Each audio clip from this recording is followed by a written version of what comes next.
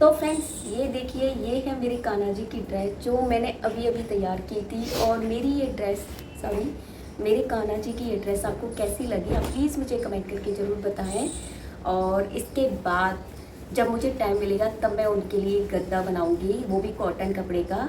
तो अभी के लिए इतना ही, क्योंकि अभी टाइम काफ़ी ओवर भी हो रहा है और सुबह के बहुत सारे काम होते हैं जो हमें करने होते हैं। तो फाइनली ये ड्रेस बन गई, जिसके लिए मैं बहुत टाइम से सोच रही थी कि मुझे बिल्कुल भी टाइम नहीं मिल पा रहा है अपने कान्हा जी की ड्रेस बनाने के लिए। तो ये बन गई, इसकी बहुत ज़्यादा खुशी है कि hello everyone, welcome back to my channel. तो कैसे हैं आप सभी लोग? होप सो अच्छे ही होंगे और मैं भी बहुत बढ़िया हूँ। तो फ्रेंड्स, आज डे है थर्सडे और आज डेट है 29 जून। और गर्मी तो आपको पता ही है बहुत ज़्यादा हो रही है। तो काफ़ी टाइम से मैं सोच रही थी ठाकुर जी के लिए कॉटन की ड्रेस बनाने की, बट गर्मी की वजह से मैं बिल्कुल भी नहीं बना पा रही थी।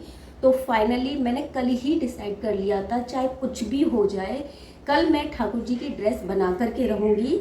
तो अभी हो रहे हैं 7 o'clock मॉर्निंग के। तो मैं बैठ गई हूँ यहाँ पर ठाकुर जी की ड्रेस बनाने के लिए, क्योंकि सुबह का टाइम ही ऐसा होता है जब हम इस तरह के कोई भी काम कर सकते हैं, अदरवाइज़ दिन में करने का तो बिल्कुल भी मन नहीं होता है। तो चलिए मैं आज आपको बताती हूँ मैं अपनी ठाकुर जी की ड्रेस कैसे बनाती हूँ। तो आज मैं बिल्कुल सिंपल तरीके से ड्रेस बनाने वाली हूँ, वो भी कॉटन की। और मेरे ठाकुर जी बहुत ज़्यादा छोटे से हैं, छोटू मोटू से हैं, 0 साइज़ के, बट उनके काम बहुत बड़े हैं। और मतलब साइज़ छोटा है बट वो अपने आप में बहुत ज़्यादा बड़े हैं, विशाल है। तो कई बार मुझे लोगों ने बोला कि तुम भी बड़े ठाकुर जी ले लो, तुम्हारे बहुत छोटे से हैं। तो हमेशा मैंने उनको एक ही बात बोली कि ठाकुर जी बड़े हैं तो क्या हुआ, उनके काम तो बहुत बड़े बड़े हैं, छोटे हैं तो क्या हुआ, उनके काम तो बहुत बड़े बड़े हैं। और मैं जब से शादी करके इस घर में आई हूँ तब से मैंने इन्हीं की सेवा की है और इनसे मेरा एक लगाव जुड़ गया है। जैसे एक माँ का अपने बच्चे से जुड़ जाता है, ठीक उसी तरीके से मेरा भी इनसे लगाव जुड़ गया है और मैं इन्हें नहीं छोड़ सकती। अब वो जैसे भी हैं, जो भी है, मैं इन्हीं की सेवा करूँगी। तो आज मैं बना रही हूँ फाइनली उनके लिए ड्रेस। तो यहाँ मैंने लिया है ये एक कॉटन का स्ट्रिप और ये मैंने लाइनिंग ली है। तो यहाँ मैंने बस ऐसे ही अंदाजे से एक स्ट्रिप काट ली है और जिसकी लेंथ मैंने मेज़र नहीं किया है, ऐसे ही बना लेती हूँ मैं। तो यहाँ मैं मेज़र नहीं कर रही हूँ। तो ये एक स्ट्रिप ली है और ये एक लाइनिंग की स्ट्रिप ली है। तो शायद आपको दिख नहीं रहा है, अभी थोड़ा सा मैं पीछे जाती हूँ। हाँ, अब आपको शायद दिख रहा हो, बट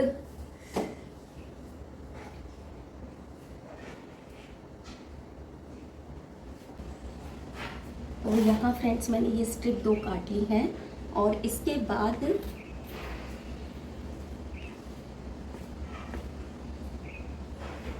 यहाँ मैं उनकी चोली बनाऊंगी। तो उसके लिए भी मैं फैब्रिक कट कर लेती हूँ।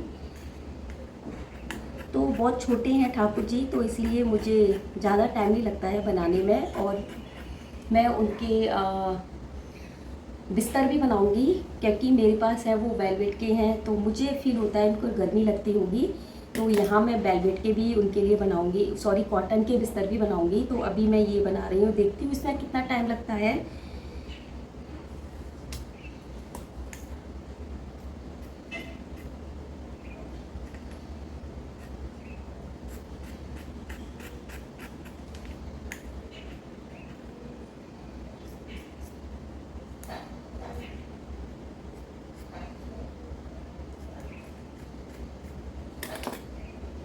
तो ये फ्रेंड्स मैं उनकी चोली के लिए 2 स्ट्रिप काट लूँगी एक जैसी।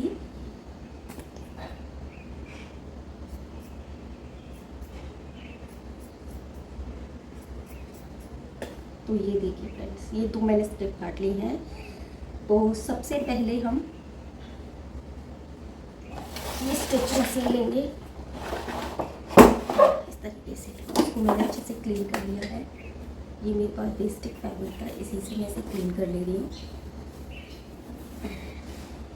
तो हम सबसे पहले नीचे जो बॉटम का घेर बनेगा वो तैयार करेंगे। तो यहाँ मैंने लाइनिंग को इसको इस तरीके से रख लिया है और अब मैं इसे ऐसे स्टिचिंग लगा लूँगी।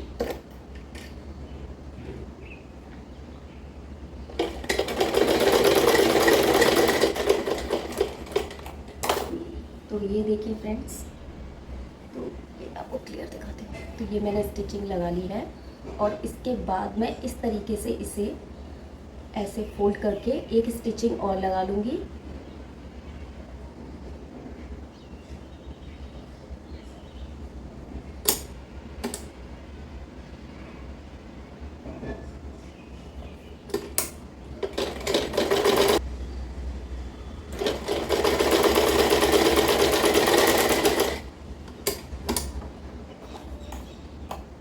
तो ये फ्रेंड्स, ये मैंने एक और स्टिचिंग लगा ली है और यहाँ पर मैं लगाऊंगी लेस।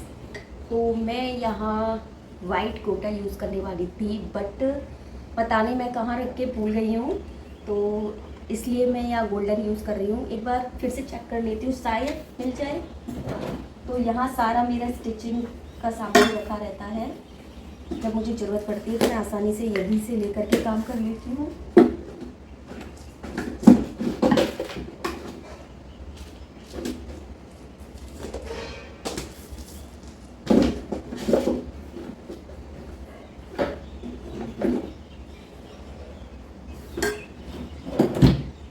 फ्रेंड्स वो तो मिला नहीं, तो चलिए यही लगाते हैं। तो फ्रेंड्स, कभी ना कभी हम डरते डरते कुछ करना शुरू करते हैं और वही हमारे जीवन का सबसे बड़ा कदम बन जाता है। अगर आप करना चाहते हैं तो चुपचाप से करना शुरू करें, लेकिन एक कदम ज़रूर बढ़ाएं। मुझे क्या लगता है, लाइफ में कुछ स्टेप हम लेते हैं और कुछ हम पर थोपे जाते हैं और कुछ अपने आप बन जाते हैं, लेकिन जिस रास्ते पर मैं चल रही हूँ, कहीं ना कहीं मुझे ये महसूस हुआ कि लोग मेरे प्रति कहीं ना कहीं कुछ तो सोचेंगे। जो मुझे महसूस हो रहा था कि क्या होगा अगर मैंने ऐसा किया, क्या होगा अगर मेरे को लोग ऐसे देखेंगे।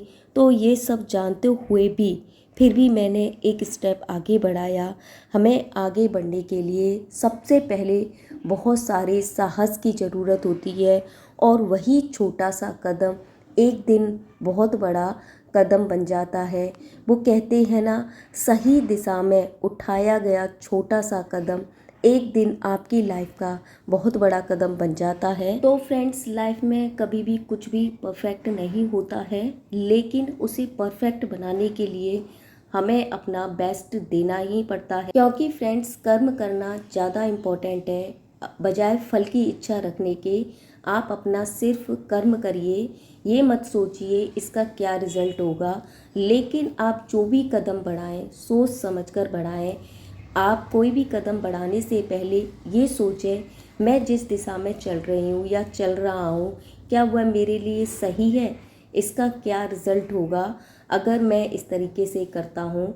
तो जब भी आप कुछ भी करें, चाहे वो छोटा हो या बड़ा हो, उसके बारे में एक बार ज़रूर सोचें और आगे बढ़ने की कोशिश करें। तो फ्रेंड्स, यहाँ पर मैं आपको एग्जांपल देती हूँ चींटियों का। चींटियाँ पूरी गर्मी अपने लिए खाना इकट्ठा करती हैं और फिर उसे सर्दियों में खाती हैं। तो यहाँ पर चींटियों का सबसे बड़ा एग्जांपल है।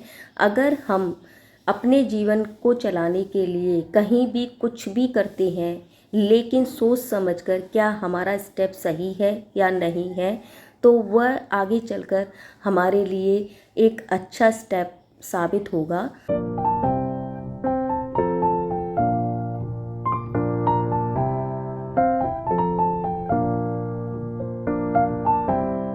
और फ्रेंड्स, मेरा आज का ये ब्लॉग आपको कैसा लगा, प्लीज़ आप मुझे कमेंट करके ज़रूर बताएं। और आप अपने जीवन को बेहतर करने के लिए क्या करते हैं, ये भी आप मुझे कमेंट करके ज़रूर बताएं। तो आज का वीडियो मैं यहीं एंड कर रही हूँ और मेरा ये ब्लॉग आपको कैसा लगा प्लीज़ ज़रूर बताएं। तो अभी के लिए बाय बाय।